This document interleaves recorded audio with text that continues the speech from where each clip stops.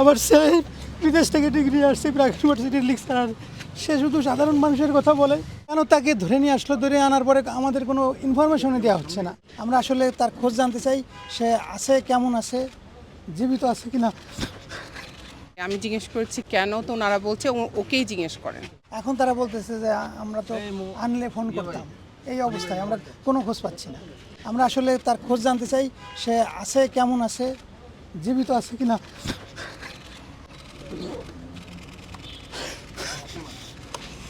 আমার ছেলে বিদেশ থেকে ডিগ্রি আসছে প্রাক ইউনিভার্সিটির লেকচারার। সে শুধু সাধারণ মানুষের কথা বলে, সে শুধু ছেলেদের কথা বলে, তারা তাদের অধিকারের কথা বলছে। সে নিজে কোনো ডিস্ট্রাকটিভ কোনো কাজে কখনো যায় না। পুলিশের প্রতি তার আস্থা আছে, এই কথাও সে বলছে।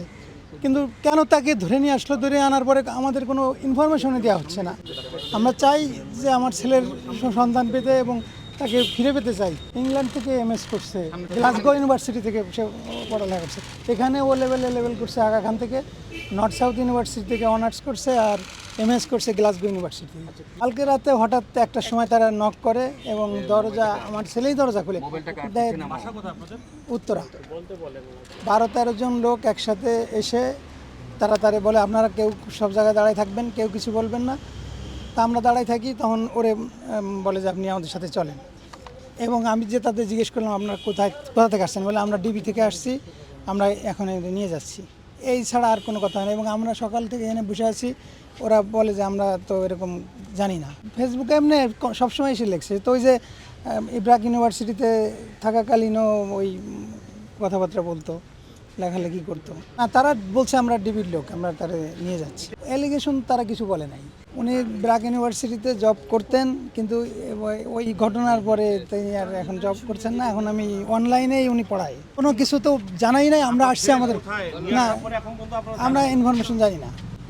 এরা কোনো উত্তরই দেয় না, কই যে আমরা আনলে আমরা জানাবো টেলিফোনে, কিন্তু এখন পর্যন্ত আমরা কোনো ইনফরমেশন পাই না। তারা হঠাৎ করে দরজা নক করছে, নক আমার ছেলেই খুলছে। তারপরে হঠাৎ করে সবাই ঢুকে আপনারা যে যেখানে আছেন থাকেন। তারপরে আমার ছেলের বলছে আপনি আমাদের সাথে চলেন। তারপর ও কয়েকটা কাপড় নিয়ে টিয়ে ওদের সাথে চলে আসছে। এই আমি বললাম আপনারা কারা, বললাম আমরা ডিবি অফিস থেকে আসছি। পুলিশের পোশাক ছিল। আমি জিজ্ঞেস করছি কেন ভাই, আমি জিজ্ঞেস করেছি কেন, তো ওনারা বলছে ওকেই জিজ্ঞেস করেন। এটুকু আর অ্যান্সার। আমি জিজ্ঞেস করেছি যে কেন নিচ্ছেন, তো বলছে ওকেই জিজ্ঞেস করেন।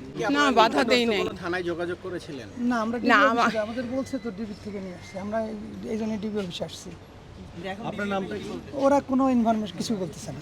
ওদের মধ্যে 3 জন নাকি এসপি ছিল, না নেম প্লেট ছিল না, সিভিল ড্রেসে ছিল 3 জন অফিসার, আর পুলিশ 7-8 জন পুলিশ, ওরা ড্রেস পরা ছিল, পুলিশের ড্রেস ছিল।